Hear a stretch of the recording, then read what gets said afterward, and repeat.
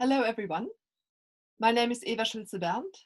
I've been with the University of Manchester for 13 years and I'm really sorry I can't meet you in person right now, but I hope that I will meet you in autumn. I'll tell you a little bit about myself. Like quite a few of my colleagues in this department, so the Department of Linguistics and English Language, I do fieldwork on a language that is not widely studied and that is not much used in writing. And in my case, this means going to a remote corner of Northern Australia and working with a few remaining elderly speakers of a language called Jaminjong. And of course, sadly, it doesn't look like this will be possible this year. Working on a language that is not related to any other language that I've learned raises many questions. How do we find out the precise meanings of words and more complex expressions without having something like a dictionary at our disposal?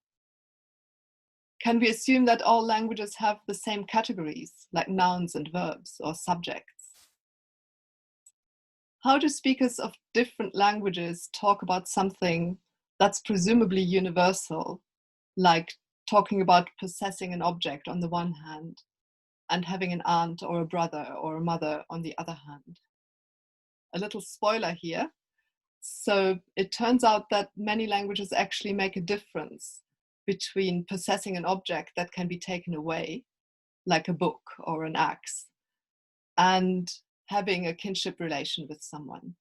Whereas in English, of course, we don't make a distinction. We say my book or the child's book, in the same way as we say my aunt or the child's aunt. So these questions come up in my teaching in the second year class on typology, which is all about comparing languages on a global scale and thinking about what they have in common and to what extent they're actually different. Occasionally, I also get to teach a final year class on linguistic fieldwork, where students actually work with the speakers of a language that they don't know beforehand. And that gives them a chance to apply the skills they learned in the first 2 years in order to describe an aspect of their choice on the grammar or sound system or meaning of that language. And the best thing is, I hope from the students' perspective, that as a teacher, I don't know the language either. So I don't know when we start off what the right answers are to any of the questions that we might want to ask. So my role will be to share some tips on how to best find out things about the language.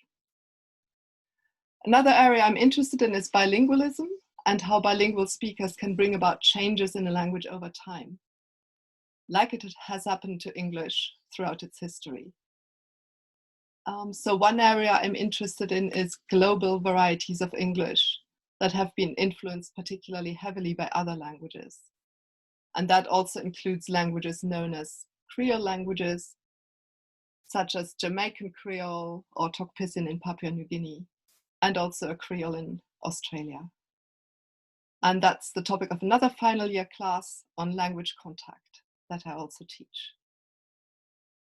So I hope that you might be interested in some of these topics and that I'll actually see you in one of my classes in the coming years. Thank you for your interest and take care.